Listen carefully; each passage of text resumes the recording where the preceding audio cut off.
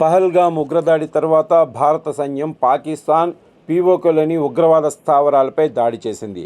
పహల్గామ్ ఉగ్రదాడికి భారత్ ప్రతీకారం మొదలుపెట్టింది.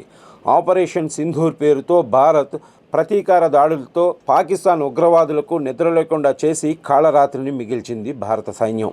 పీఓకేలోని మొత్తం 9 ఉగ్ర స్థావరాలు లక్ష్యంగా చేసిన దాడి ఆపరేషన్ సింధూర్ను భారత ప్రధాని నరేంద్ర మోడీ ప్రత్యక్షంగా పర్యవేక్షించారు.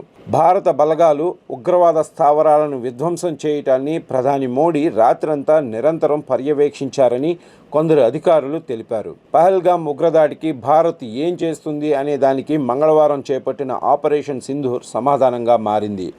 భారత బలగాలు పాకిస్తాన్లోని 9 ఉగ్రవాద స్థావరాలు లక్ష్యంగా చేసిన దాడులు విజయవంతమయ్యాయని భారత వర్గాలు వెల్లడించాయి. భారతదేశంలో ఉగ్రదాడులకు ప్లాన్ చేసిన జైషే మహమ్మద్, లష్కరే తోయిబా అగ్రనాయకత్వాన్ని లక్ష్యంగా చేసుకుని భారత సైన్యం అర్ధరాత్రి దాటిన తర్వాత ఈ దాడులు చేశాయి.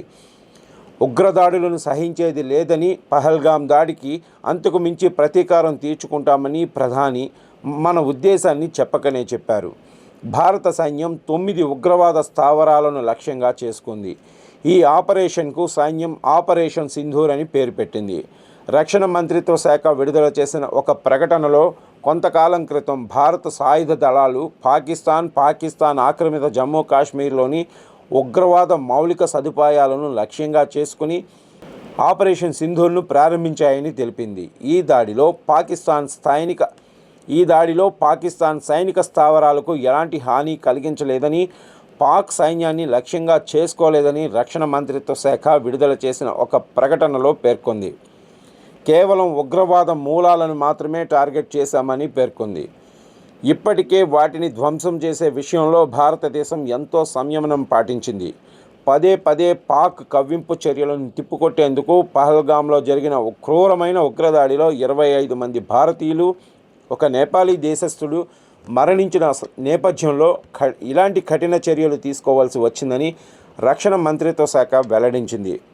భారత హోం మంత్రిత్వ శాఖ ఆపరేషన్ సింధూర్పై ప్రకటనలో మొత్తం 9 ప్రాంతాలను లక్ష్యంగా చేసుకున్నట్లు తెలిపింది.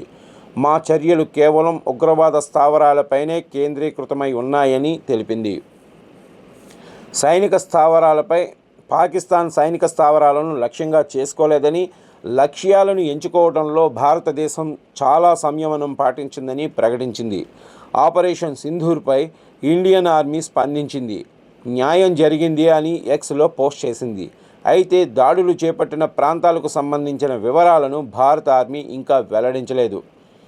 మరోవైపు భారత్లోని శ్రీనగర్, జమ్మూ, అమృత్సర్, ధర్మశాల, లే విమానాశ్రయాలను మూసివేసినట్లు సమాచారం.